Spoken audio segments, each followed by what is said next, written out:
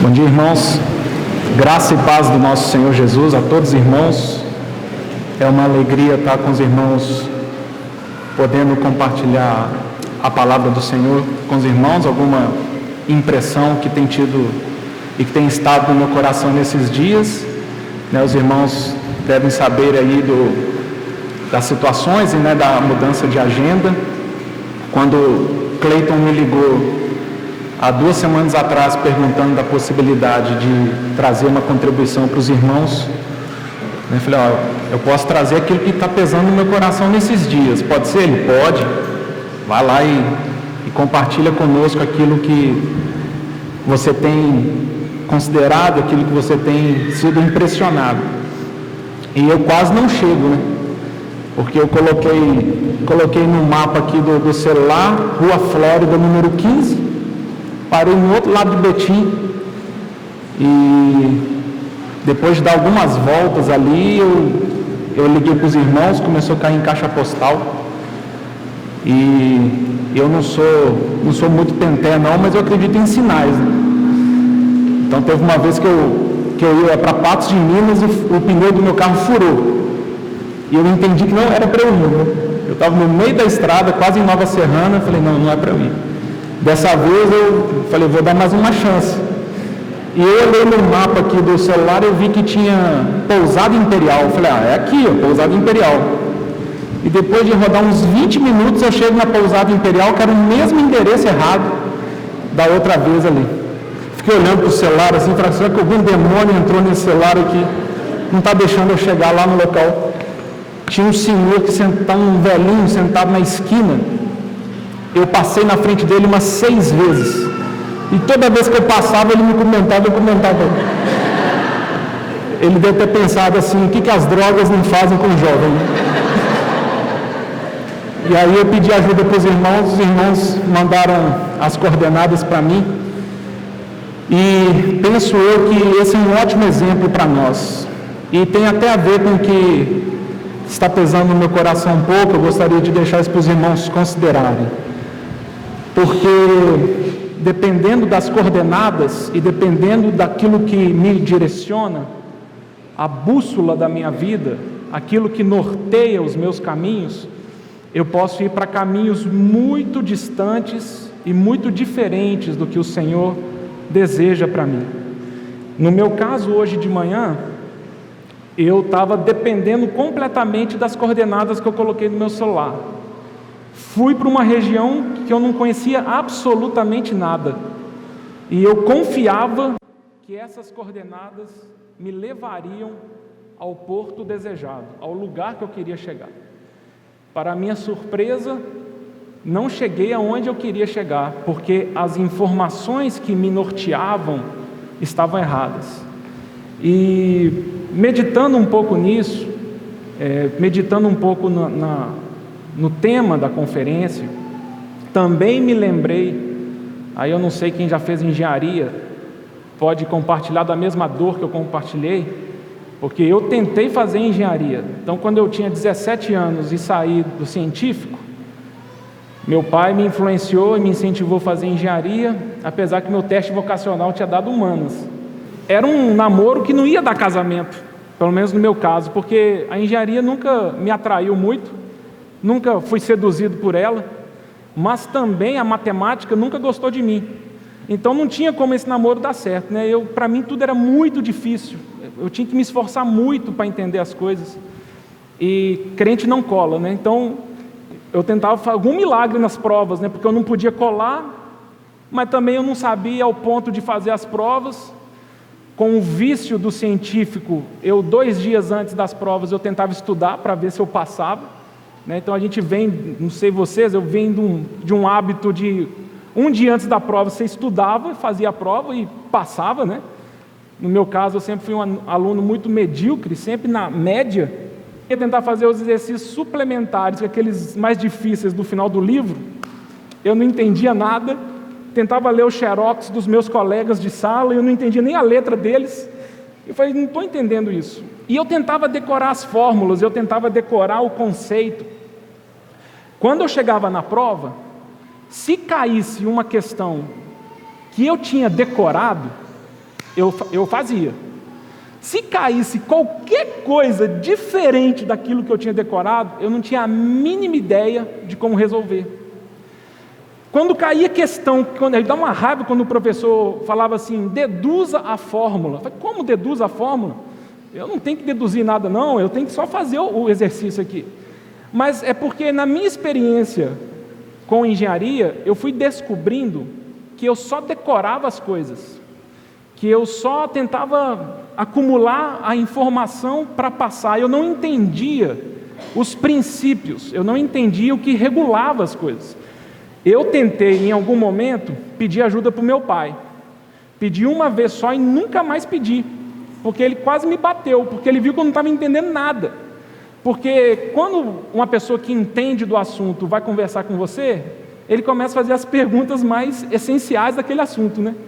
E aí meu pai começava a fazer 3, 4 perguntas, ele via que eu era um péssimo aluno de engenharia, ficava nervoso comigo, eu falava, não pai, então deixa que eu estudo sozinho, mas não dava para estudar sozinho. E o desespero das pessoas que não têm a mínima ideia de como fazer uma prova, é que eu não sabia nem como começar a chutar a questão. Não sei se vocês chegaram nesse nível de desespero, porque nem chutar eu sabia. Eu falei, não, deixa eu tentar chutar alguma coisa para não deixar a folha em branco. Eu não tinha a mínima ideia. Também eu olhava para o céu, nenhum anjo desceu do céu para me dar o gabarito, eu não conseguia fazer. Mas essas questões que me afligiram quando estudei engenharia, depois eu fui para humanas, aí é uma beleza, né? Porque aí você fala qualquer coisa, escreve qualquer coisa, o professor não está querendo, não é exatas, né? Então essa é a minha opinião, me dá a nota 10 aí e vida que segue. A aflição que eu tenho no meu coração é que, com respeito às coisas do Senhor e com respeito às coisas espirituais, eu não posso fazer isso. Eu não posso andar pela vista dos outros. Eu não posso andar pela doutrina do outro. Eu não posso ter uma experiência com o Senhor de tabela. Eu não posso experimentar o Senhor à medida que outros o experimentam. Os irmãos lembram do que aconteceu com Ló, o sobrinho de Abraão? Porque quem teve a revelação, quem ouviu o Senhor Deus, foi Abraão. Foi Abraão que ouviu claramente do Senhor, sai dessa terra, da sua parentela, e vá para a terra que eu te mostrarei. E em Gênesis vai se falando que Ló foi junto com ele. Então Abraão saía de um lugar, o sobrinho Ló ia junto com ele. Abraão tinha uma direção, foi lá para os cavalhais de Manre, Ló foi junto com ele. Até um dia que os dois tiveram que se separar. Começaram a crescer e serem muito prósperos, começaram a ter problemas seus pastores, e Abraão fala para o seu sobrinho, Ló, chegou a hora da gente se separar. Você precisa ir por um outro caminho, você precisa escolher o seu caminho. Você já não vai mais andar pelo meu caminho, você vai andar agora pelo seu caminho. E o que Ló fez denota e mostra para nós que a perspectiva dele era muito natural. Porque Ló falou assim, eu vou escolher meu caminho? Sim, você vai escolher seu caminho. Então as escrituras dizem que ele olha ao redor e ele tenta perceber quais são as campinas, quais são os caminhos mais verdes, para que o pasto pudesse servir de alimento para o seu gado. Só que o escritor de Gênesis, ele vai dizer que o caminho que Ló escolheu era um caminho que o levou para Sodoma e Gomorra. Nesse momento nós percebemos que Ló, ele não tinha discernimento espiritual. Ele tinha visão natural das coisas, mas ele não conseguia discernir espiritualmente as coisas. Ele não conseguia ver aquilo que é invisível. Ele não conseguia perceber o que estava por trás das coisas visíveis e materiais que de uma forma muito fácil nós percebemos. Ló, ele foi andando com a visão do outro, até um momento que ele precisava enxergar com seus próprios olhos. E como ele não conseguiu se exercitar nisso, ele não fez as escolhas corretas. Nós, individualmente, precisamos ter uma experiência pessoal, intransferível com o Senhor Jesus. Nós precisamos todos os dias, ouvir a voz do Espírito Santo. Nós precisamos cultivar a capacidade de ouvir o Senhor e discerni-lo no nosso cotidiano. Quando nós terceirizamos essas coisas, nós andamos a reboque de outras pessoas, andamos a reboque de outras situações. Nós perguntamos para o outro as respostas. Então é claro que a comunhão entre nós deve ocorrer, e o que nós estamos fazendo agora é exatamente isso. Nós estamos tendo uma comunhão onde os irmãos me deram a oportunidade de compartilhar alguma coisa do meu coração. Só que os irmãos têm a responsabilidade de meditar nessas coisas, de trazer isso para o seu coração e permitir que o Espírito Santo fale. Costumo dizer que todos nós, o meu exercício ao meditar nas Escrituras, é como se eu pegasse a palavra como espada e tentasse abrir trilhas no meu caminho de fé até o Senhor Jesus. Tem vezes que eu vou tentando com a palavra abrir um caminho para mim e eu chego num beco sem saída e eu falo, não, esse caminho aqui que eu estou desenvolvendo não acabou bem não. Em outros momentos a gente consegue chegar e encontrar respostas para a nossa fé, só que essas trilhas e esses caminhos, eles são individuais também. Eu posso compartilhar com os irmãos aquilo que impressiona o meu coração, mas os irmãos também precisam depositar isso com muito temor diante do Senhor, examinando as coisas, julgando as coisas, para observarem se de fato é assim.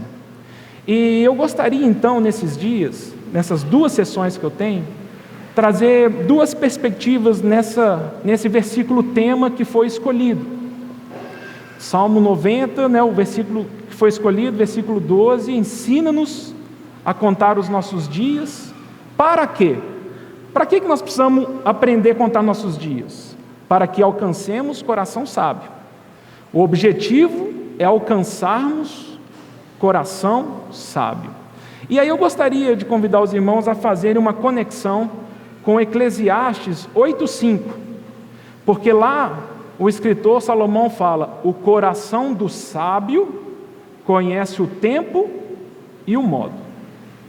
Então, se nós pudéssemos fazer essa conexão, a minha sugestão para os irmãos seria: Senhor, ensina-me a contar os meus dias, para que o meu coração seja inundado de sabedoria, e assim eu possa conhecer o tempo em que eu vivo e o modo que eu devo viver.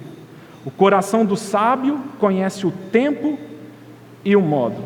E eu gostaria nessa manhã de falar sobre conhecer o tempo. E se o Senhor permitir, amanhã falaremos sobre conhecer o modo. E gostaria também de poderíamos usar tantos caminhos possíveis nas Escrituras, mas eu gostaria de usar o contexto do profeta Jeremias para compartilhar com os irmãos essa impressão. Nós sabemos pelas Escrituras que quando nós olhamos para trás, quando nós estudamos o Velho Testamento, Romanos 15:4, Paulo vai falar que toda a Escritura ela é para o nosso ensino, tudo que foi escrito para o nosso ensino foi escrito. 1 Coríntios 10:11, Paulo vai dizer que o que aconteceu com Israel nos são como exemplos para a nossa advertência. Então, quando nós estudamos o que aconteceu com Israel e com o Velho Testamento, nós não deveríamos distanciar essas situações de uma realidade atual para nós. Inclusive, na teologia, uma das regras que os irmãos usam como uma regra de interpretação bíblica, que eles chamam de hermenêutica, é aquilo que está falando lá em Eclesiastes 1:9. Porque o que foi é o que há de ser, e o que se fez, isso se tornará a fazer, porque não há nada novo debaixo do sol. Então, tudo que está no Velho Testamento não é alguma coisa assim, isso aqui que aconteceu com Israel, o Senhor nem sei porque Ele colocou para a gente considerar como uma advertência. Isso aí não é para nós, é exatamente o contrário. O Senhor colocou a história de Israel e nós temos o privilégio de estudá-la, porque o Senhor já falou, o que aconteceu, isso tornará a acontecer. O que aconteceu com Israel é uma advertência para que o meu povo da nova aliança, a igreja, aprenda com os erros de incredulidade do povo da velha aliança. Não há desassociação, é pelo contrário. Tudo foi escrito para que nós consideremos com muita seriedade. Em Isaías 29, versículo 11 a 13, o profeta Isaías ele traz uma palavra dura do Senhor para o povo de Israel, porque ele fala: hoje a visão se tornou como um livro selado, aonde você fala para a pessoa: por favor, leia para mim, e alguém diz: eu não posso, porque está selado. Ou a visão é como uma pessoa que entrega um livro para alguém que não sabe ler, e fala assim: por favor, leia para mim, e a pessoa fala: me desculpe, eu não sei ler. E o Senhor continua o texto dizendo: porque o meu povo me honra com seus lábios e com a sua boca, mas o seu coração está longe de mim. E o relacionamento do meu povo comigo se resume em mandamentos de homens que maquinalmente aprenderam. Essa é uma luta, pelo menos na minha experiência de fé, é uma luta diária, de não ter uma experiência com o nosso Senhor como uma religião, e não ter um relacionamento com o Senhor Deus de uma forma maquinal, de uma forma mecânica, de uma forma automática, aonde eu reduzo a minha experiência de espiritualidade a um conjunto de mandamentos e um conjunto de regras que eu me esforço para seguir. Eu não compreendendo, eu não alcançando um coração sábio, eu não consigo entender o tempo em que eu vivo. E se eu não entender o tempo em que eu vivo, eu serei engolido pela apostasia que se aproxima. Porque se eu não entender e não discernir o que o meu Senhor espera de mim hoje, se eu não aprender a contar os meus dias e meu coração não for sábio, eu vou andar nessa terra distraído. Eu vou andar nessa terra desatento aos sinais que o Senhor tem nos dado. E eu gostaria então de ler com os irmãos duas passagens. O último capítulo de 2 Crônicas, capítulo 36, versículo 11. Tinha Zedequias a idade de 21 anos quando começou a reinar, e reinou 11 anos em Jerusalém. Fez o que era mal perante o Senhor seu Deus, e não se humilhou perante o profeta Jeremias, que falava da parte do Senhor. Rebelou-se também contra o rei Nabucodonosor, que o tinha ajuramentado por Deus, mas endureceu a sua cerviz, e tanto se obstinou no seu coração, que não voltou ao Senhor Deus de Israel.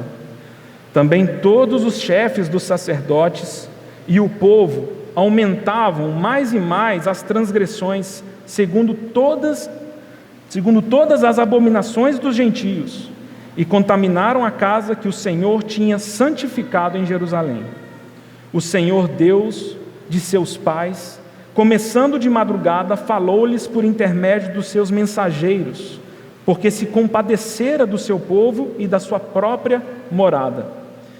Eles, porém, zombavam dos mensageiros, desprezavam as palavras de Deus e mofavam dos seus profetas, até que subiu a ira do Senhor contra o seu povo, e não houve remédio algum. Jeremias, capítulo 8. Jeremias, capítulo 8, versículo 5. Por que, pois, este povo de Jerusalém se desvia, apostatando continuamente? Persiste no engano, não quer voltar. Eu escutei e ouvi, não falam o que é reto. Ninguém há que se arrependa da sua maldade, dizendo: que fiz eu? Cada um corre a sua carreira como um cavalo que arremete com ímpeto na batalha. Até a cegonha no céu conhece as suas estações. A rola, a andorinha e o grou observam o tempo da sua arribação. Mas o meu povo não conhece o juízo do Senhor.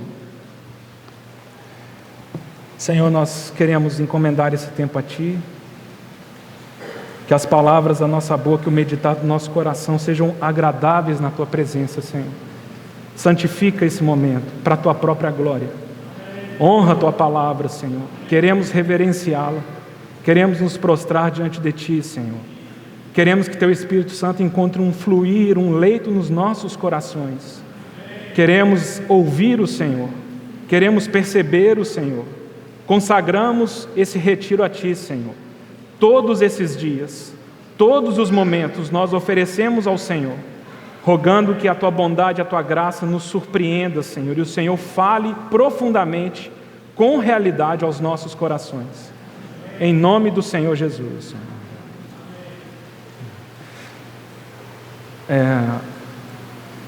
Eu não sei quantos irmãos estão familiarizados aí com o contexto histórico da época de Jeremias. Eu até confesso para os irmãos que ano passado eu voltei a estudar Jeremias e eu até consertei alguns erros que eu tinha da cronologia dos processos. Porque eu pensava no passado, e era por absoluta falta de estudo, eu achava que um dia a Babilônia foi lá, invadiu Jerusalém, destruiu tudo, né? E acabou. Mas não. O processo foi um processo de muitos anos, em que, depois se os irmãos lerem Jeremias, Isaías já começa a falar isso desde a época do reinado de Ezequias. O Senhor, Ele começa a falar para o seu povo da urgência, da necessidade, do quebrantamento e de realidade espiritual. Jeremias, os estudiosos dizem que ele nasce na última década do reinado do rei Manassés. Amanhã falaremos um pouquinho sobre Manassés. Sabemos pela palavra do Senhor que provavelmente tenha sido o pior dos reis de Judá. Chegou ao ponto de sacrificar seus filhos a Moloque, que profanou o templo. Manassés, ele se afastou e levou Judá de uma forma dura a se afastar do Senhor. Quando Jeremias, ele começa seu ministério profético, ele começa a profetizar já no 10º ano do reinado do rei Josias. O rei Josias, neto de Manassés, ele é o contrário de Manassés, ele foi um rei que se consagrou ao Senhor. O último avivamento, as últimas reformas promovidas em Jerusalém foram feitas pelo rei Josias. Mas o Senhor levanta Jeremias para anunciar e para profetizar ao povo de Jerusalém que em breve uma coisa muito terrível aconteceria lá. Jeremias inicialmente traz uma palavra do Senhor para o povo, dizendo para eles se arrependerem, porque poderia ser que o Senhor então mudasse as coisas. Porque como o próprio Senhor fala por Jeremias, o Senhor, Ele usaria essa provação para acrisolar a fé dos judeus. Então não tem a ver com uma punição de castigo. O Senhor não trabalha com castigo. O Senhor trabalha com disciplina para mudança. O Senhor trabalha com disciplina para edificação. Paulo fala isso aos Coríntios, né? Olha, toda tristeza, segundo Deus, produz arrependimento. Quando o Senhor, Ele nos quebra, quando o Senhor nos prova, não é porque Ele está sendo vingativo, ou está dodói, é porque Ele quer nos ganhar para Ele. E o Senhor então, Ele levanta Jeremias e começa a anunciar e proclamar um arrependimento em Jerusalém. Os judeus não se arrependeram, ao contrário, eles foram obstinados no seu procedimento. E pior, porque os judeus faziam uma mistura na sua religião. Então eles misturavam, então no sábado eles iam no templo, eles continuavam oferecendo sacrifícios, eles estavam escutando alguns profetas, só que os profetas e os sacerdotes da época não falavam pelo Senhor. A mistura espiritual estava estabelecida. Muitas pessoas se levantavam em nome de Jeová, falando mentiras ao povo, porque o povo queria ouvir aquelas coisas. Então, é fácil da gente, por exemplo, fazer essa conexão com 2 Timóteo 4, versículo 2, 3 e 4, quando Paulo fala, olha, nos últimos tempos as pessoas recusarão dar ouvidos à sã doutrina, cercar-se-ão de mestres, como que sentindo coceira nos ouvidos. As pessoas querem ouvir pessoas que falam o que elas querem ouvir. Nós começamos a desaprender, a sermos checados pela palavra do Senhor. O Senhor Jeová, aqui com Jeremias, ele fala, puxa vida, o meu povo não tem conhecido o meu juízo. Eu tenho trazido sentenças, eu tenho anunciado, eu tenho avisado, e o meu povo tem andado, e o meu povo tem andado distraído. Josias, ele é morto na batalha com Faraó Neco, rei do Egito. É interessante, eu não sei o que significa isso, se algum irmão depois quiser me falar, estou aberto para ouvir sugestões, porque Josias fica sabendo que naquela época o reino egípcio, era o principal império da região, e os egípcios foram guerrear com outros povos, mas passariam perto de Jerusalém. Josias prepara o seu exército e vai guerrear com o Egito. O rei Neco manda mensageiros para Josias e fala, Josias, eu não estou indo lutar contra você, não dessa vez, mas eu não estou indo lutar contra você, não faça isso. Josias vai à guerra, recebe uma flechada no meio da batalha e morre. Há um pranto e há uma tristeza absurda em Jerusalém, porque Josias era um homem de Deus. Inclusive Jeremias escreve lamentações com respeito à morte de Josias. O filho de Josias, Jeoacás, assume o reinado de Jerusalém, de Judá. Só que o rei Neco, ele fala assim, esse camarada não vai ser rei não. O próprio rei Neco, o faraó Neco, ele vai ali em Jerusalém, ele traz Jeoacás e fala, depois de 3 meses apenas que ele reinava, ele fala, você vai ser levado preso para o Egito. E as escrituras falam que o rei Joacás morre preso no Egito, ele vai embora para o Egito. Faraó Neco, ele fala, quem vai reinar no seu lugar é seu irmão, Jeoaquim. Ele vai reinar, eu estou dando a minha bênção para ele, e a partir de hoje, Jerusalém pagará tributos ao Egito. E ele coloca e impõe pesados tributos para Jerusalém pagar ao Egito. Durante o reinado de Joaquim, que foi 11 anos, a gente lê ali em Reis que tem uma boa notícia. Lá se fala assim, nunca mais Faraó Neco subiu contra Jerusalém. Por quê? Aí já não é uma boa notícia. Porque levantou-se um outro reino, um outro império, que era muito mais poderoso e mais violento que o Egito, Babilônia. Os caldeus entraram no Egito, conquistaram tudo do Egito, dominaram tudo e foram lá bater na porta de Jerusalém. Depois os irmãos leiam um diálogo de Abacuque com o Senhor, lá no início da carta do profeta Abacuque, quando ele começa a conversar com o Senhor Deus acerca das ameaças do Senhor.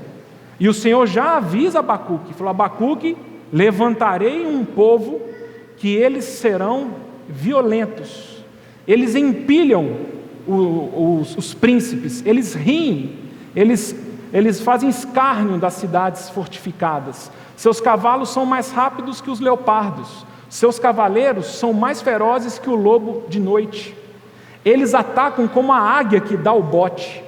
É esse povo, Abacuque, que eu estou levantando contra Jerusalém. E não é de se estranhar que Abacuque então tem toda a sua crise de fé, e é tão bonito como que o livro termina, porque Abacuque fala, a minha alegria está no Senhor, e eu não vou viver pelo que eu vejo, o Senhor é a minha resposta, Ele é a minha alegria, e o Senhor já tinha falado isso para Abacuque, Abacuque, o justo vive pela fé, versículo que no Novo Testamento se abre com um poder para nós impressionante. Nós não olhamos para as coisas físicas nem visíveis, andamos pela fé nessa terra. Mas quando a Babilônia se levanta contra Jeoaquim, Nabucodonosor já dá um sustinho lá em Jerusalém, porque ele manda uns bandos dele lá para saquear e para invadir Jerusalém. É nessa situação, olha só que interessante, é nessa situação que Daniel é levado para a Babilônia, bem no início do processo. E nós só ficamos sabendo dessas pessoas por causa do livro de Daniel, porque nem em Reis, nem em Crônicas nos é falado isso. Porque nesse momento, Nabucodonosor, ele cerca Jerusalém, ele impõe também tributos, ele pega alguns utensílios, ele vê algumas coisas que ele acha bonita, algumas coisas que ele acha interessante, ele saqueia isso, leva para ele, afinal de contas, eu sou o império, a partir de hoje eu domino sobre você. E em Daniel vai nos dizer que Nabucodonosor quis que alguns dos príncipes e dos sábios fossem para a Babilônia para aprender e ensinar os costumes. Então, nessa experiência de Jeoaquim, que Daniel e seus amigos e algumas pessoas são levadas para a Babilônia. Jeoaquim, ele se rebela contra Nabucodonosor, Nabucodonosor manda seus enviados ali, ele é preso e ele é morto. Depois vem o filho dele, Joaquim, que reina apenas 3 meses em Jerusalém. E pelo que Reis fala, o próprio Nabucodonosor foi lá em Jerusalém. O exército dele sitiou Jerusalém, chamaram Nabucodonosor, ele entra em Jerusalém. Joaquim não é bobo, Joaquim corre atrás de Nabucodonosor, se prostra diante dele e fala: Nabucodonosor, o que o senhor falar nós vamos fazer, nós somos amigos, não quero brigar com o senhor não. E aí vem uma deportação babilônica, as escrituras vão dizer que mais de 10.000 pessoas saíram de Jerusalém e foram enviadas para Babilônia. E Nabucodonosor, ele pega os melhores, ele pega os peritos de guerra, os artífices, os artistas, as pessoas com conhecimento, ele pega a corte, ele pega os príncipes, e a Bíblia fala que ele vai deixando ali em Jerusalém o resto, vai deixando aquilo que ele olha e fala: você, eu não tenho interesse nenhum no você, pode ficar em Jerusalém. E ele também entra no templo e olha, esse castiçal eu achei bonito, vou levar. Isso aqui eu gostei também. E ele também leva os tesouros de Jerusalém, não só os tesouros da casa do rei, mas também do templo de Salomão. Joaquim, ele é deportado e vai morar lá na Babilônia. É interessante porque tanto em Jeremias como em Crônicas vai nos dizer que no 37º ano do cativeiro de Joaquim, o rei, que já não era mais Nabucodonosor, o liberta. Mas Joaquim ficou 37 anos preso lá na Babilônia, até que um outro rei o tira da prisão e ele passa até sentar à mesa desse rei. Nabucodonosor, quando ele sai de Jerusalém, levando essa turma, e levando e prendendo e fazendo o seu despojo, ele coloca Zedequias como rei de Jerusalém. Zedequias é esse rei que nós acabamos de ler aqui.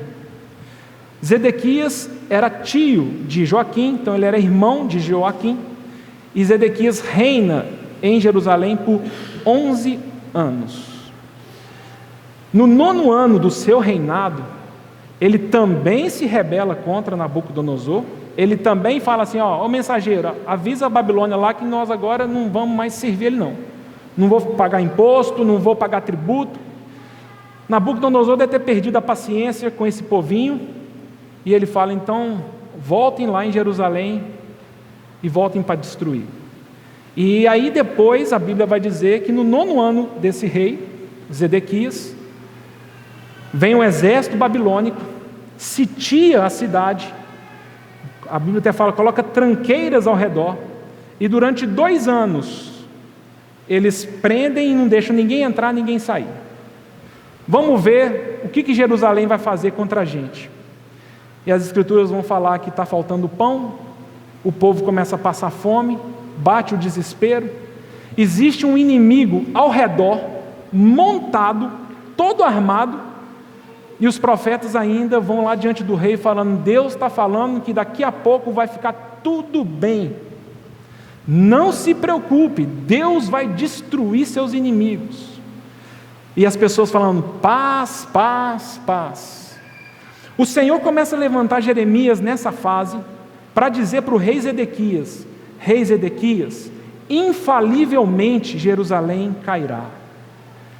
Arrepende, vai lá para Nabucodonosor e fala: eu vou te servir, porque se você não fizer isso, você será destruído. Depois de 2 anos, imagine, 2 anos, os suprimentos acabando, sem ter o que comer, sem ter o que fazer. Um dia de noite, Zedequias e os seus valentes tentam fugir de Jerusalém. Abrem uma porta escondida e tentam fugir. O exército babilônico descobre isso, persegue eles, mata muitos, captura o rei Zedequias e invadem Jerusalém. E nós conhecemos a história, como que Jerusalém é absolutamente destruída. Derruba-se todo o muro de Jerusalém, destrói e coloca fogo em todas as casas e palácios reais. E na casa de Deus, o templo, eles também destroem e não deixam pedra sobre pedra. Eles tacam fogo para pegar inclusive o bronze que ficava entremeado entre a madeira e entre o ouro da casa de Deus. Destrói tudo. Mata-se muitas pessoas.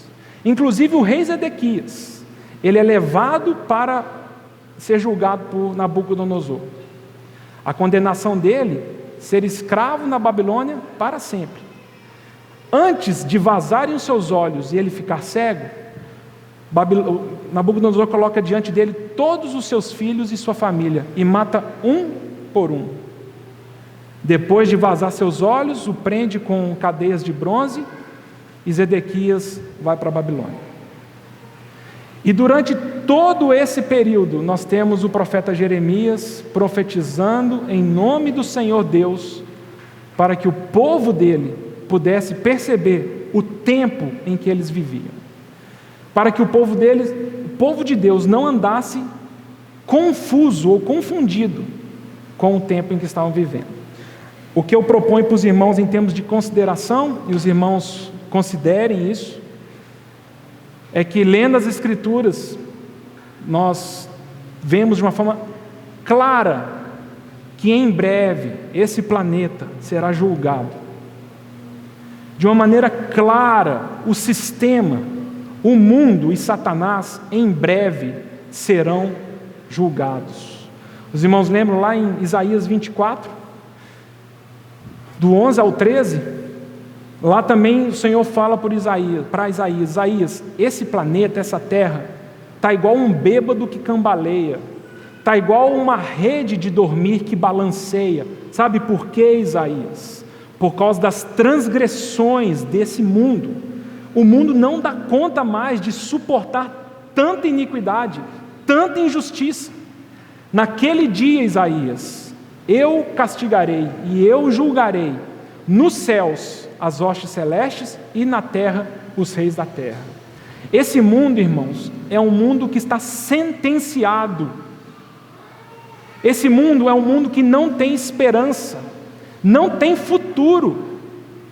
E o que me impressiona, não vou dizer pelo irmão ou pela irmã, o que impressiona a minha experiência é que geralmente, com os meus dias e com o volume da minha vida, das minhas coisas, eu esqueço disso. E eu começo a investir o melhor da minha energia, e eu começo a investir o melhor do meu coração em coisas que o Senhor já tem me avisado: não faça isso, isso em breve será desfeito, isso em breve será destruído, não coloque o seu coração nessas coisas. E quando o Senhor ele começa a falar isso para a igreja, ele também começa a nos advertir que, à medida que os dias da volta do Senhor se aproximam, nós entraremos numa época de dias difíceis. Não dá para alguém profetizar qualquer coisa diferente das sentenças bíblicas. Paulo vai dizer em 2 Timóteo 3:1, nos últimos dias sobrevirão tempos difíceis. Paulo também fala para Timóteo, lá em 1 Timóteo, o Espírito Santo me mostrou, muitos apostatarão da fé no final dos tempos e seguirão a doutrina de demônios. O Senhor Jesus, ali em Mateus 24, ele fala: a iniquidade se multiplicará e o amor se esfriará de quase todos. E essas coisas, nós lemos essas coisas nas Escrituras, e essas coisas não nos dão um frio na espinha, porque nós lemos isso e achamos que o quase todos são os outros. Nós achamos que o amor vai se esfriar de quase todos é o irmão que parou de ir domingo na reunião. E a gente começa a falar: não, mas fulano tinha que estar aqui para ouvir isso. Nossa, mas esse fulano... Não, irmão, eu tenho que ouvir isso. Eu tenho que meditar na palavra do Senhor. Eu tenho que considerar os juízos de Deus. Porque o Senhor fala: o meu povo não conhece os meus juízos. Eu tenho dado sentenças. Elas não são confusas. O Senhor, na bondade dEle, tem explicitado para a gente o final de tudo.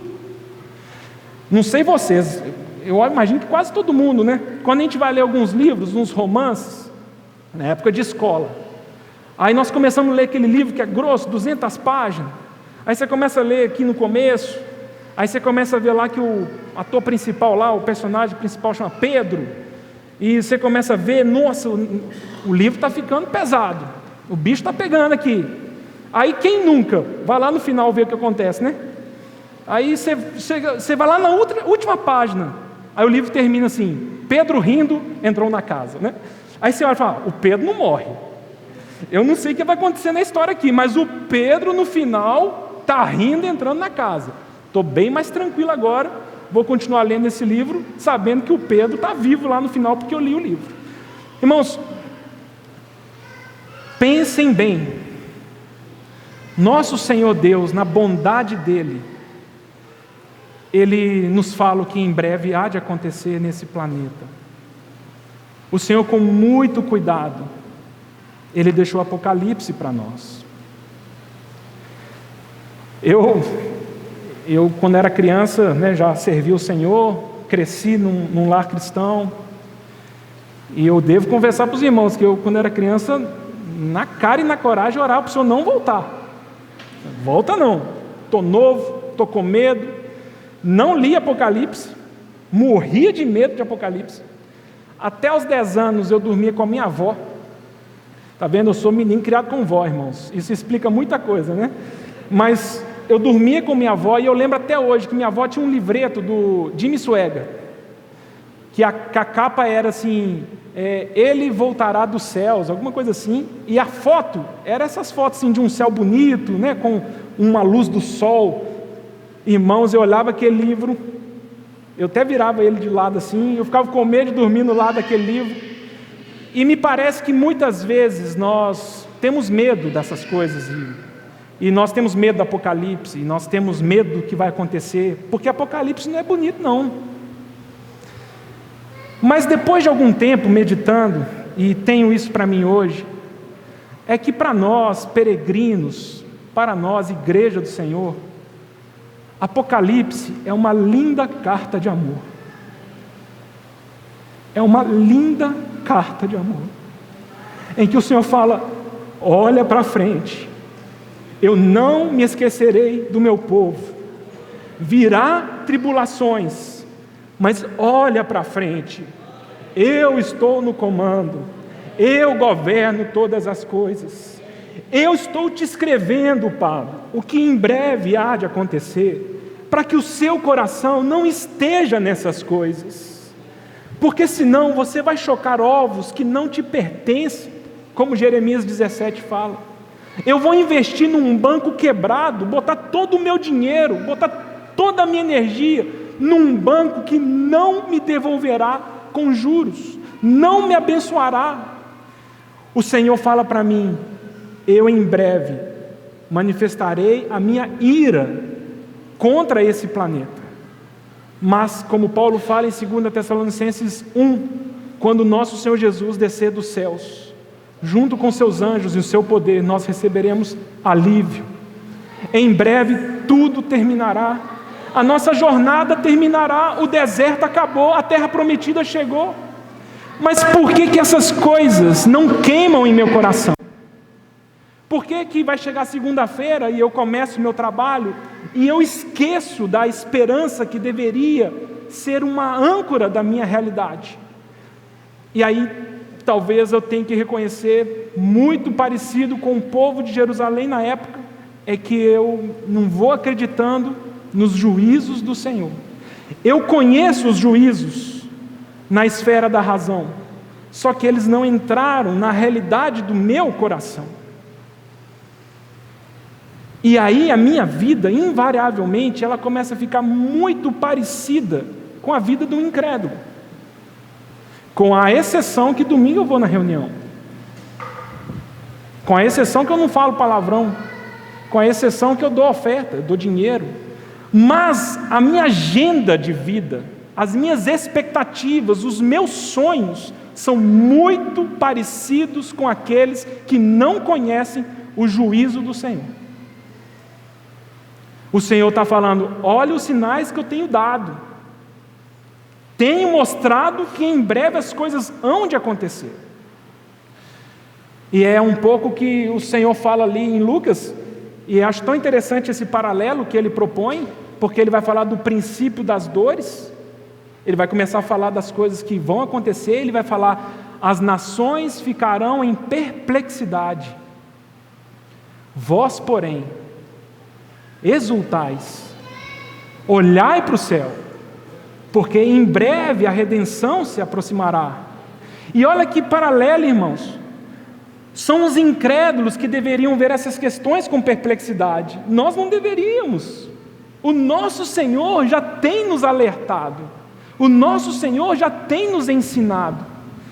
A perplexidade deixa para aquele que não conhece o Senhor, deixa para o incrédulo. Nós olhamos para o céu, o Senhor tem dado sinais, Ele tem dado seus atalaias, eles têm anunciado e o Senhor tem esquentado o nosso coração. A perplexidade vem sobre nós quando nós ainda estamos depositando nossa confiança nas coisas do mundo, porque aí nós ficamos perplexos. Nossa, eu estou investindo tanto nessa empresa, se essas coisas acontecerem, nossa, e o que vai acontecer com meus filhos, com minha família? E nós olhamos as coisas do mundo. Existe essa expressão em 1 João 2,17, uma expressão que aparece em 1 João 17, que também aparece lá em 1 Coríntios 7, quando Paulo está falando sobre casamento. O mundo passa. E João vai dizer, o mundo passa e todas as concupiscências vão passar. Não coloque seu coração nessas coisas, isso vai passar, é temporário, é passageiro.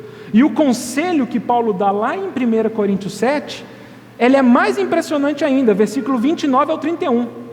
O que eu vos aconselho é que os casados vivam como se não fossem, e que os que se alegram como que se não se alegrassem, os que choram como que se não chorassem, aqueles que possuem bens como se nada possuíssem, aqueles que dependem do mundo como se dele não dependesse. Por quê? Porque a aparência do mundo vai passar. Paulo não está nos aconselhando aqui, irmãos, a separarmos as nossas esposas. O que Paulo está dizendo aqui para nós é, não coloque seu casamento como o centro da sua vida, porque não é. O centro da nossa vida é o Senhor Jesus. Quando Ele não é, irmãos, tudo se balança, a gente se perde. Nossa missão de vida se perde. Quando os nossos filhos se tornam o centro da nossa vida, o Senhor, Ele deixa de ser a nossa esperança começa a ser a formatura dos nossos filhos, a esperança nossa começa a ser comprar um apartamento para o nosso filho poder casar e ter um apartamento, e aí eu tenho que comprar um apartamento para o meu filho, então eu tenho que trabalhar mais, eu tenho que trabalhar 10 horas por dia, 12 horas por dia, eu tenho que fazer pactos com Mamon, eu tenho que servir esse Deus Mamon, eu tenho que me curvar diante dele. E o que acontece com isso? Eu não vou me preparando para o inevitável, para aquilo que o Senhor já tem falado para mim. Não faça isso. Não coloque no seu coração as coisas da terra. Isso não é a sua base. Então, passei num concurso público, fechei um contrato milionário à minha empresa. O Senhor está falando para mim: você está alegre com isso? Viva como se não tivesse, porque isso vai passar. Perdi emprego, estou passando por crises, tenho problemas. Não fique triste, isso vai passar, porque a nossa esperança é uma pessoa. 1 Timóteo 1:1, Jesus Cristo, nossa esperança. O que você espera? O que eu espero? O que nós esperamos? Tem um conselho do C.S. Lewis que eu acho muito sábio. Ele fala: nunca coloque sua esperança em alguma coisa que você pode perder, porque a sua esperança, ela é frágil. Eu tenho esperança de passar no vestibular, eu tenho esperança de passar no emprego, eu tenho esperança de comprar um carro, eu tenho esperança disso. Não faça isso. A minha esperança está nos meus filhos, a minha esperança está em ter um marido. Não faça isso, porque se você perder isso, qual é a sua esperança? Agora, quem nos separará do amor de Deus? Quem nos separa de Jesus Cristo? Ele é uma esperança firme que podemos ter. Ninguém nos toma o Senhor Jesus, ninguém nos toma a esperança da glória, ninguém nos toma a promessa de estarmos com Ele. Então, os nossos corações precisam reconsiderar o tempo que nós vivemos. Os irmãos lembram em Lucas 4, versículo 6, quando o Senhor Jesus foi tentado, o diabo fala para o Senhor Jesus assim: te darei toda a autoridade e a glória das nações, porque elas me foram entregues, e eu a dou a quem eu quiser. Nós vivemos num sistema e num mundo em que Satanás é o príncipe, ele é o senhor. Pode haver pacto e pode haver parcialidade em nós, nesse tipo de reino? O Senhor fala 3 vezes em João 12, 14 e 16, príncipe do mundo, o diabo. Ele é o que tem regido todas as coisas nesse mundo. 2 Coríntios 4,4, Paulo fala que ele é o Deus desse século. 1 João 5, 17 a 19, João vai dizer que o mundo jaz no maligno. Aí os irmãos conseguem perceber que quem não ajunta espalha, quem não é pelo Senhor é contra o Senhor. Os irmãos conseguem perceber que não tem jeito da gente ser neutro, carta branca, estou de altas, vou ficar um mês neutro. Não tem como. Se o meu coração se inclina para as coisas do reino dessa terra, eu estou me vendendo a isso. Por isso que as palavras bíblicas são duras a respeito desse assunto. Não ameis o mundo. Quem ama o mundo, o amor do Pai não está nele. Lá em 1 João 2, lá em Tiago também 4, Tiago vai dizer: infiéis, adúlteros, não compreendeis que a amizade do mundo é inimiga de Deus? Se você quer ser amigo do mundo, você é inimigo de Deus. Mas qual que é a lógica por trás disso? A lógica por trás disso é que eu e você acabamos sendo orientados pela incredulidade. Os irmãos lembram lá de Hebreus 4? Por que o povo não entrou na terra prometida? Não creram em Deus, não creram. Deus fala para mim e para você: em breve eu vou destruir tudo, em breve eu vou aplicar o meu juízo nessa terra, persevera que em breve dar-te-ei a coroa. Mentira, mentira, o Senhor está exagerando. Há coroa para mim nesse mundo, há coroa para mim no sistema, eu quero viver essas coisas. Tem profetas que estão falando que vai estar tudo certo, tem pessoas ao meu redor dizendo que não tem problema nenhum, que esse mundo não vai ser abalado. Agora, se eu faço uma leitura correta ali das trombetas, os irmãos me ajudem aqui. Apocalipse 8, toca a primeira trombeta, o que acontece lá? João vê uma saraivada de fogo misturada com sangue, e isso cai na terra, e 1/3 das árvores, da erva verde, da terra, destrói. Toca-se a segunda trombeta. João olha para o céu e vê uma montanha pegando fogo, descendo do céu. Ela cai no mar. 1/3 dos seres viventes que vivem no mar morrem. Toca a terceira trombeta. Vê uma estrela também como tocha de fogo caindo do céu, chamada absinto, amarga, águas amargosas, cai nos rios, cai nas águas doces, e 1/3 das águas doces do mundo se tornam amargas. Deixa eu abrir um parêntese, porque eu acho muito interessante a contribuição que o irmão Dinos dava sobre esse texto. Não sei se os irmãos vão lembrar, porque ele até fala assim que ele nunca entendia como que poderia, cair uma estrela, cair o que for, num sistema de rios, num sistema fluvial, e contaminar 1/3 das águas doces do mundo, porque em algum momento o rio ou a água doce para, e aí não tem como contaminar outras partes. Até que ele estudou e viu que na América Latina, aqui na América do Sul, há 1/3 das águas doces do mundo. Então ele até coloca como sugestão, que se essa estrela cair ali, lá na bacia do Amazonas, lá em cima, e contaminar todo esse sistema de águas doces da América do Sul, nós temos 1/3 das águas doces do mundo transformadas em amargas. E nessa trombeta, o Senhor fala, e muitos homens morrerão por causa dessas águas. A 4ª trombeta toca, há sinais nos céus. 1/3 do sol, da lua, das estrelas é afetada, o brilho do céu muda, escurece-se as coisas. A 5ª trombeta toca, os homens que não têm o sinal, o selo, a fronte de Deus, eles começam a sofrer com uma dor terrível, como uma picada de escorpião durante 5 meses, sofrem sem parar essa dor, procurarão a morte, não encontrarão, estarão desesperados para que alguém aplaque essa dor, e ninguém vai conseguir, até chegarmos na 6ª trombeta, aonde 1/3 da humanidade será morta. Um exército de 200 milhões de gafanhotos, pessoas, sei lá o que vai ser, por meio do fogo, da fumaça e do enxofre, 1/3 da humanidade será morta. Olhei hoje de manhã no Google para não falar muita bobagem. 7,6 bilhões de pessoas vivem nesse planeta. Isso significa que se essa trombeta fosse tocada hoje, 2,5 bilhões de pessoas estariam morrendo. E aí eu pergunto para você e para mim, o que você espera do futuro? O Senhor não tem nos advertido?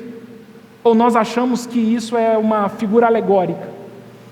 É uma expressão?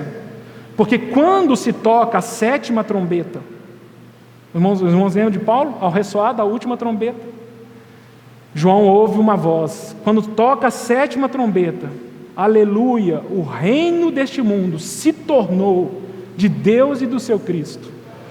Toca-se a trombeta, o Senhor passa a reinar. Esse é o testemunho dos 24 anciãos, quando vem a trombeta tocar. Graças te damos, ó Deus, tu que eras e que és, não que há de vir, porque ele veio, porque passastes a reinar e assumistes o teu lugar na terra.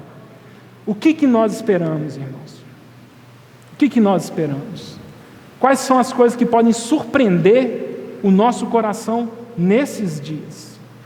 Lembrai-vos, o Senhor Jesus fala, lembrai-vos da mulher de Ló, porque o Senhor queria tirá-la da condenação de Sodoma e Gomorra, mas o coração dela estava lá em Sodoma e Gomorra. E o Senhor fala, como foi nos dias de Noé, assim também será na vinda do Filho do Homem.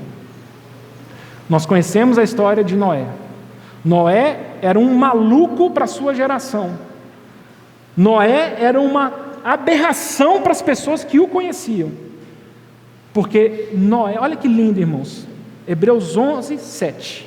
Pela fé, Noé, divinamente sendo advertido por acontecimentos que ainda não se via. Eu não sei se tem algum cristão recente aqui nesse salão, mas algum cristão com algum tempo de caminhada com o Senhor não sabe que o Senhor voltará a essa terra e não sabe que o Senhor trará disciplina e condenação a esse mundo? Algum de nós, alguém aqui não sabia disso?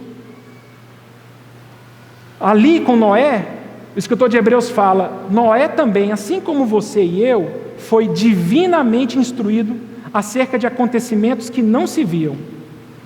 Qual que foi a diferença na vida de Noé que mudou completamente a história dele? A continuação do texto fala: e sendo temente a Deus, aparelhou para si uma arca, para a salvação da sua casa. E essa arca condenou o mundo. O que significa isso, irmãos? É que se Noé creu que o Senhor traria condenação ao mundo antigo por meio da água, ele se preparou para isso. Talvez as pessoas falem: mas Noé, você está doido? Vai chover, vai cair água do céu. E Noé fala: não, vai cair água do céu e vai abrir os abismos também, viu? Vai cair água do céu e vai subir água da terra. Noé, deixa de ser doido, vamos lá para uma festa.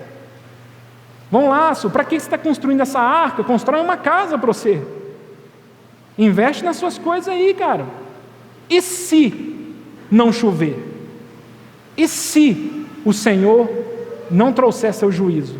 Você vai pagar um mico, você vai passar vergonha, porque a arca que Noé constrói são dimensões de um transatlântico, não é uma jangada, não é um barquinho. Foi trabalho de meses, trabalho de anos, de alguém que temia a Deus, alguém que creu que o que o Senhor falou iria acontecer, alguém que falou: Senhor, se esse mundo está condenado dessa forma, eu quero que a minha vida testifique isso.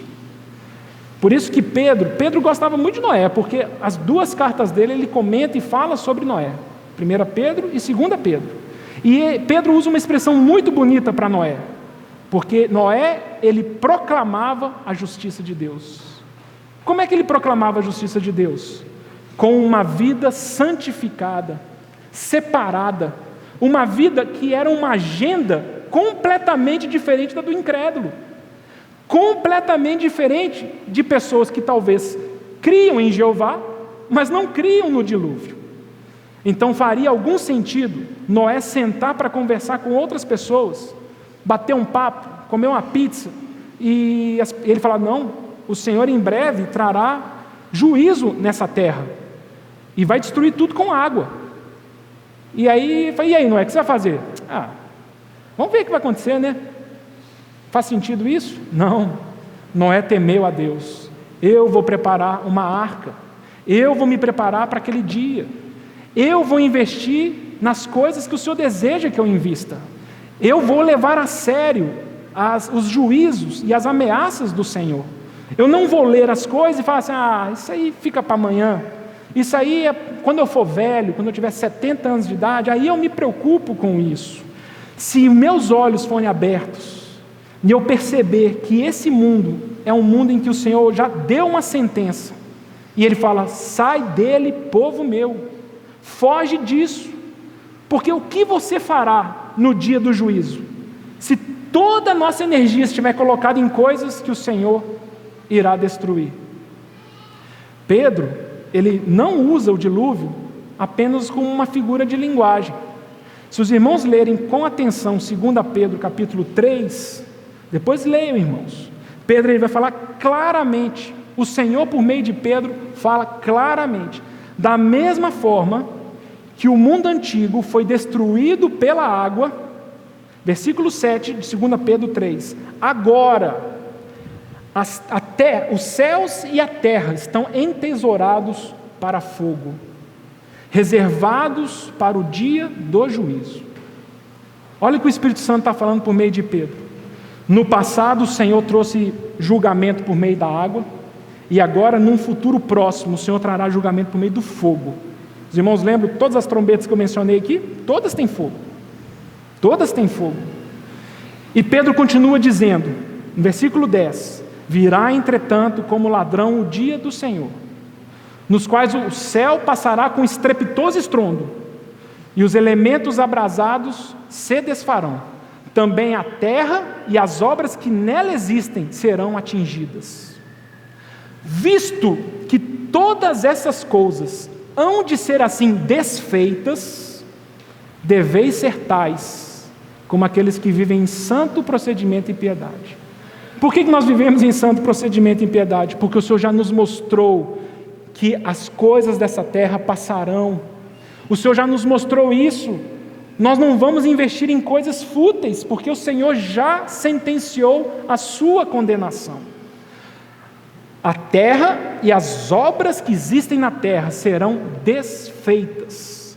A Praça da Liberdade, lá em Belo Horizonte, o Mirante, o Corcovado, a Disney, a sua escola, a prefeitura que você trabalha, a minha empresa, meu computador, será destruído. Não posso ter expectativa nessas coisas. Olhar para a terra sem pesar no nosso coração o juízo do Senhor nos faz ter uma fé muito estranha, porque é um ciclo que não se fecha. Ele é uma ideia que não consegue concluir no nosso coração. É por isso que nós trocamos a bênção pelo prato de lentilha. É por isso que preferimos as bênçãos os prazeres transitórios da carne do que a promessa da eternidade. Porque nós não temos visto e não temos conhecido o juízo do Senhor. O Senhor nos ensinar a contar nossos dias, para termos um coração sábio, vai nos dar a capacidade de conhecer o tempo em que estamos vivendo. E definitivamente não é tempo de brinquedo, não é tempo de estarmos distraídos. Já falei isso para os irmãos, aí alguns irmãos agora vão lembrar de mim para o resto da vida. É melhor tampar o ouvido quem não quiser. Mas, a partir de hoje, nunca mais assista Jornal Nacional da mesma forma. Nunca mais. Tem alguma coisa doente na nossa fé se nós assistirmos um noticiário e não tem um Maranata, vem Senhor Jesus. Tem alguma coisa de errado. É morte, é destruição, é tragédia, é desgraça, é choro, é estupro, é violência, é corrupção. Aí a minha esperança está no PT, a minha esperança está em Bolsonaro. Nós ficamos igual um incrédulo. Não, esse ano nós temos que... Irmãos, nossa esperança é Jesus Cristo. Esse mundo está condenado. Nosso coração se volta para as coisas espirituais.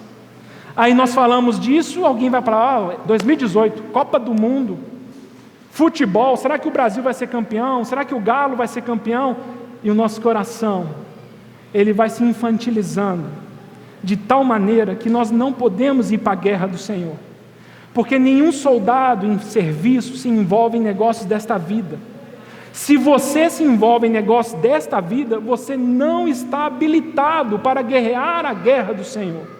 O Senhor olha para o seu coração e para o meu e fala: você está construindo a sua arca, a sua vida se prepara para o inevitável que em breve há de acontecer, e você fala: eu creio, Senhor, eu creio no Senhor, eu creio nas tuas promessas e nas tuas advertências. É por isso que a minha vida está mudando de caminho. É por isso que Pedro fala: tendo em vista, preste atenção, tendo em vista que todas essas coisas vão desaparecer, viva de modo diferente, viva com temor, um santo procedimento. E Pedro vai continuar o texto, vai dizer de que nós devemos esperar e apressar a vinda do dia de Deus, nos quais o céu incendiados se desfarão e os elementos abrasados se derreterão. Irmãos, o que está acontecendo conosco? Nós lemos isso, talvez a gente pense em que horas que é o almoço? Será que hoje à tarde vai chover? Será que nós vamos poder jogar bola?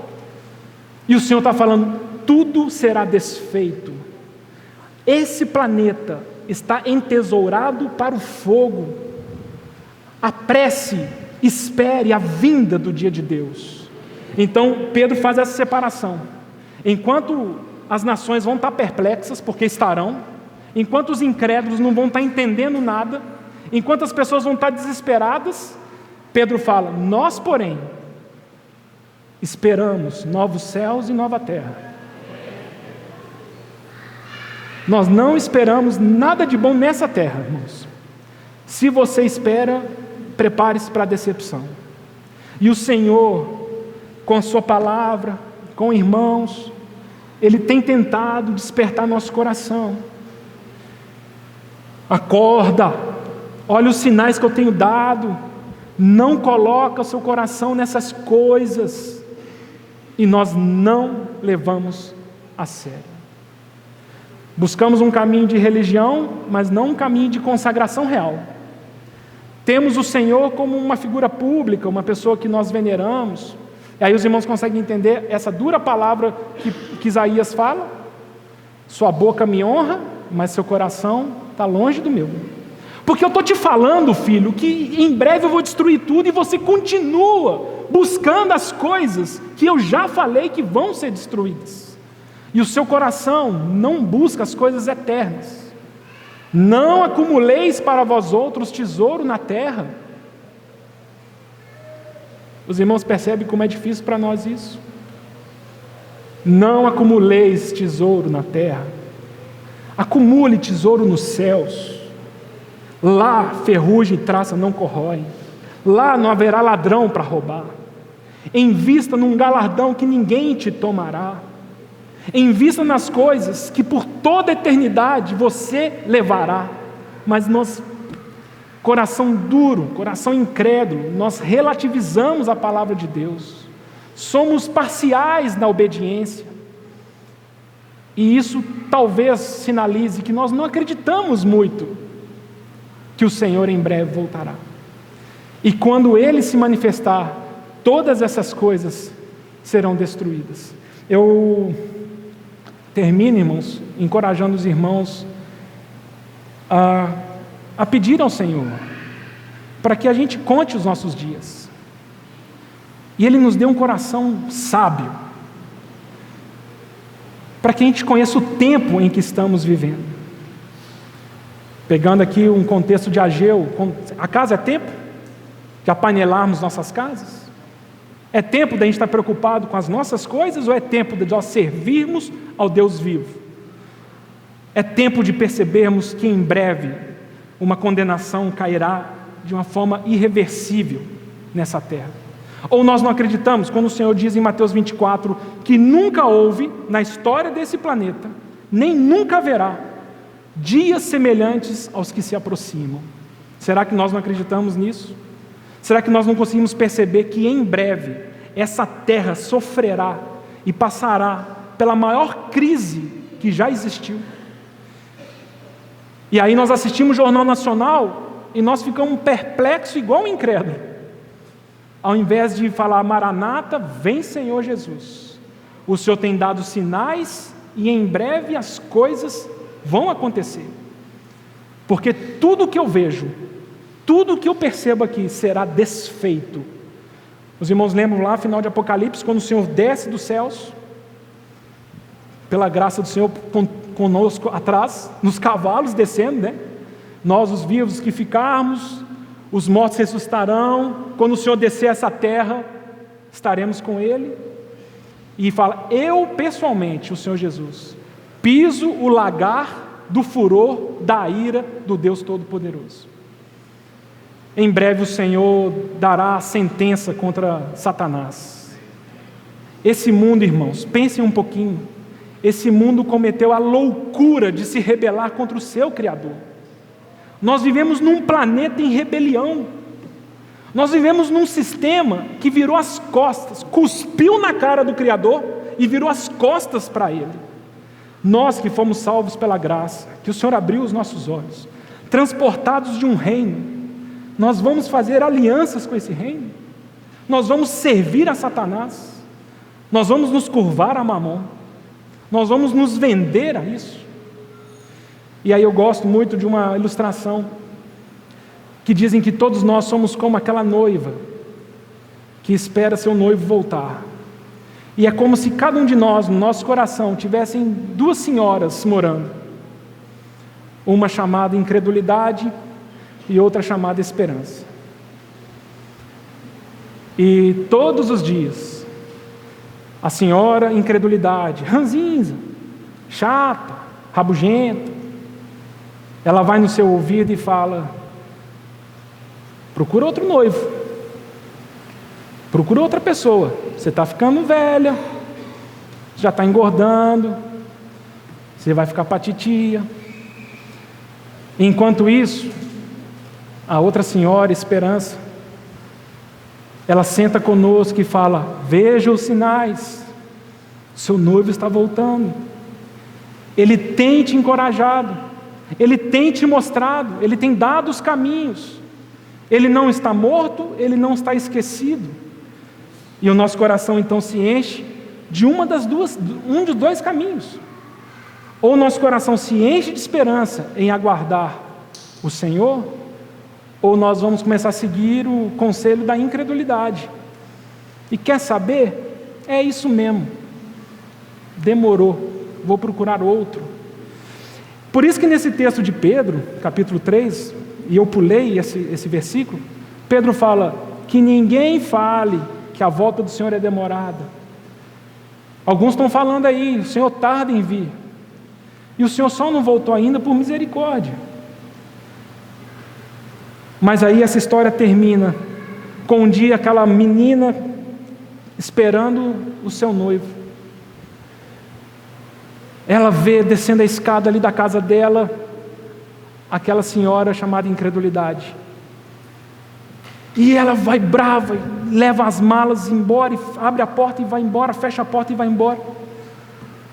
Aquela menina não entende nada, falou: uai, o que aconteceu? A incredulidade foi embora? Acabou?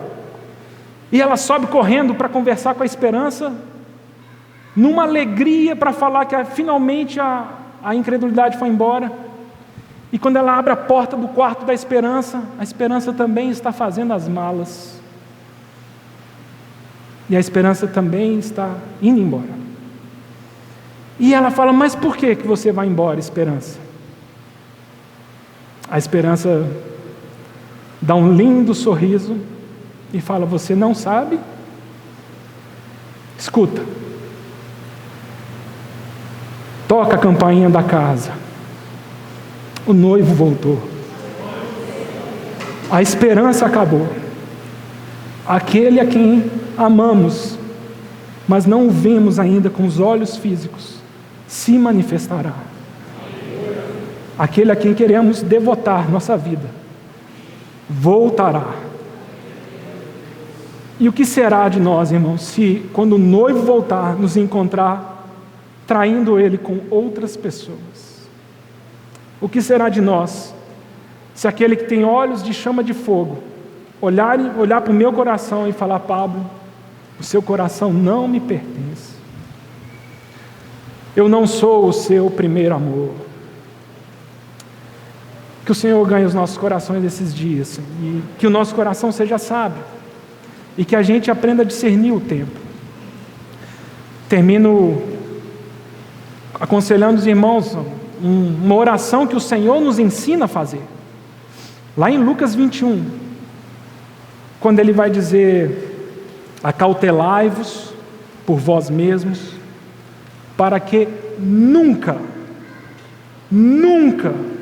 os vossos corações sejam sobrecarregados com as consequências da orgia, da bebedice e das preocupações deste mundo. Cuide do seu coração, para que nunca essas coisas envenenem a sua vida, e para que aquele dia não venha repentinamente sobre vós como um laço, porque há de vir sobre todos os que vivem sobre toda a face da terra. Olha o absoluto do versículo: todos em toda a face da terra. Há de vir, aquele dia há de vir. Não sobrecarregue seu coração com outras coisas. E aí o Senhor termina falando: vigiando em todo o tempo, orando, para que possais escapar, porque há de vir sobre todos os habitantes da terra, e para que você possa estar em pé na presença do Filho do Homem. Temos orado isso, irmãos? Temos acordado de manhã e falado: Senhor, pela Tua graça, mais um dia eu estou nessa terra. Me dá um coração sábio, Senhor. me ensina a contar meus dias, e que eu perceba o tempo em que estou vivendo. Senhor, eu quero vigiar, e eu te peço, Senhor, me guarda desse tempo. Eu quero preparar minha arca, eu quero ser livre dessas coisas. Eu quero, Senhor, que quando as trombetas começarem a tocar, eu quero que o Senhor me encontre em pé na Tua presença. Que o Senhor nos abençoe.